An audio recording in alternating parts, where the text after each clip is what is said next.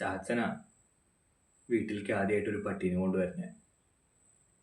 ഒരു ദിവസം ഷാപ്പിലെ പാട്ടൊക്കെ കഴിഞ്ഞ് വരുന്ന വഴിക്ക് കിട്ടിയതാവനെ. ടിപ്പു, കറുത്തിട്ടാ, ഒരു കുഞ്ഞ്. എല്ലാ ദിവസവും വൈകിട്ട് 6 ആകുമ്പോഴേക്കും പണിക്കാരെയും കൊണ്ട് ജീപ്പ് കവലയിലെത്തും. ഫുൾ ഫിറ്റിലാ ചാച്ചൻ കളത്തിലിറങ്ങുക. പിന്നെ അവിടെ ഉള്ളവർക്കൊക്കെ ഒരു ഷോയാ.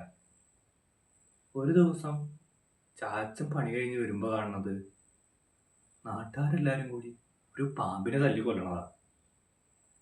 എല്ലാരും ഭൂമിയുടെ അവകാശികളാ നായന്റെ മക്കളെന്ന് പറഞ്ഞ് ചാച്ചൻ കയറിയൊരു വട്ടം നിന്നു.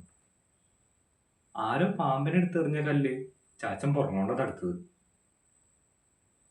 പാമ്പ് ചത്തുന്ന കരുതി നാട്ടുകാരെ നിർത്തി ചാച്ചൻ ഉണ്ടോ വിടുന്നു.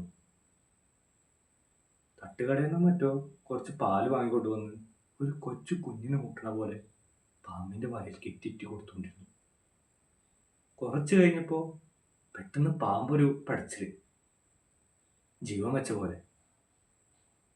നാട്ടുകാര് പിന്നെയും കല്ലെടുത്തെറിയാൻ തുടങ്ങിയപ്പോ ചാച്ച അതിനെടുത്ത് ഒറ്റയിടല ഷർട്ടിന്റെ ഉള്ളിലേക്ക്. മുള്ളുകൊണ്ട് ഞെട്ടി വരയ്ക്കണ പോലെ 1-2 തവണ പടയ്ക്കണ ഞാൻ കണ്ടു. വായിന്ന് പതിയും ചൊരക്ക് വരുന്നായിരുന്നു.